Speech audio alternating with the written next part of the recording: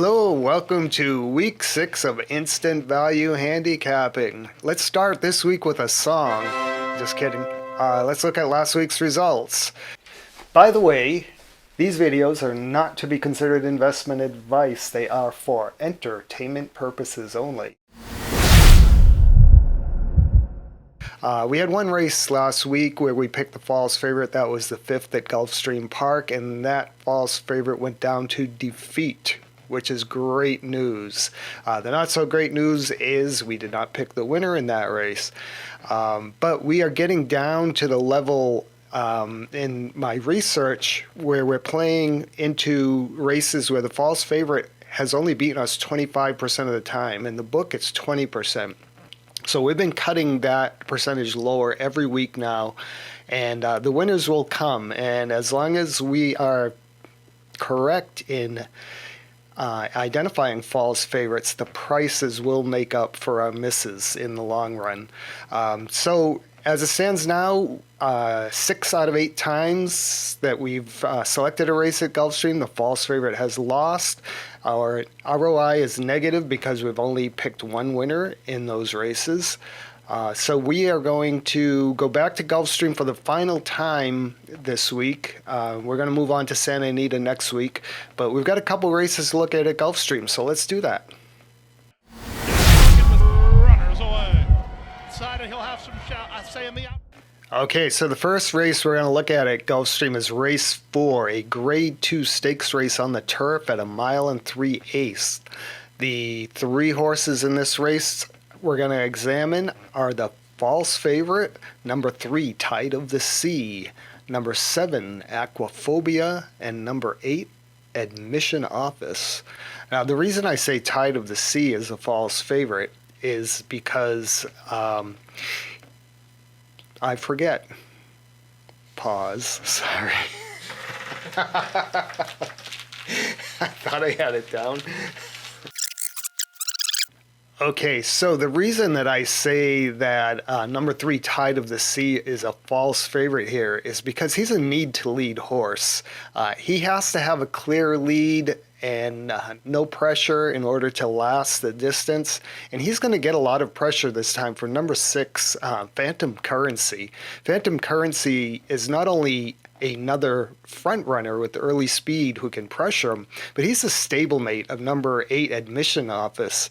He's almost certainly going to be the rabbit to set up a pace duel so that Admission Office can close them out late. So I think Tide of the Sea is up against it here. And we are going to bet against him with Admission Office, number 8, who is going off probably around 5-1. That's the morning line. And we're going to use a second horse here also, number 7, Aquaphobia, who will probably be about the same odds. 9-2 is his morning line. So the bet split here on our $100 bet is going to be about 50-50.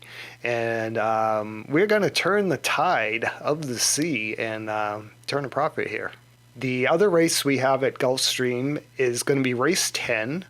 It's a 1 1/16 mile race also on the turf. It's an optional claimer for non-winners of 2 races other than maiden.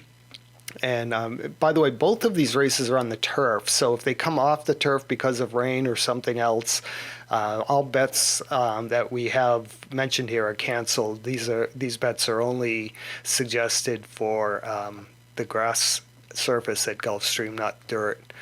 And here we have, I think, a second false favorite of the day, number 2, Opry at 5-2. We're also going to look at number 4, Saif at 6-1, and number 11, First Premio at 8-1.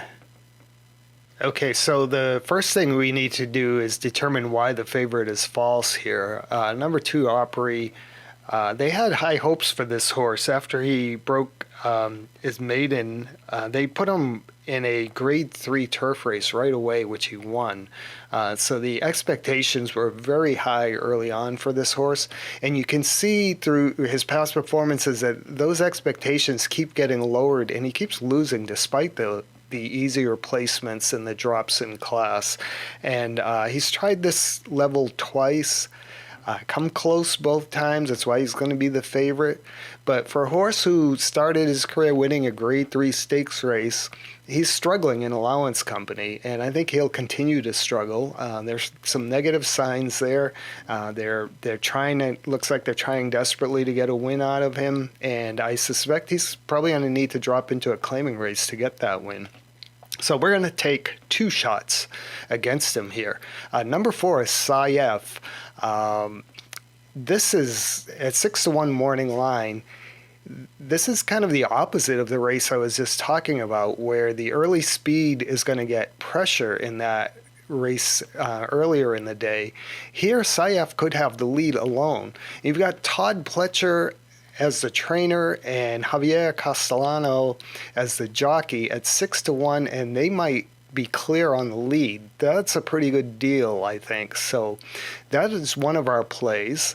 The other one is First Premio on the outside, number 11. He came within 3/4 of a length of winning a Grade 1 stakes race last year. So if the speed doesn't hold up here, he is probably the best of the closers, and we've got an 8-1 morning line on him. So we're looking at some pretty decent prices here if we're right about the favorite being false, and that's one thing we've been pretty good at in these past 5 weeks. Okay, so those are the 2 races we have this week, and it's our final foray at Gulfstream Park. So it'll give us a 10-race sequence at Gulfstream. I like what we have here. I feel good about these races. Hopefully we can exit Gulfstream with a profit. And other good news is the print edition of The Punter's Tale is now available. You can order it on demand at thebookpatch.com.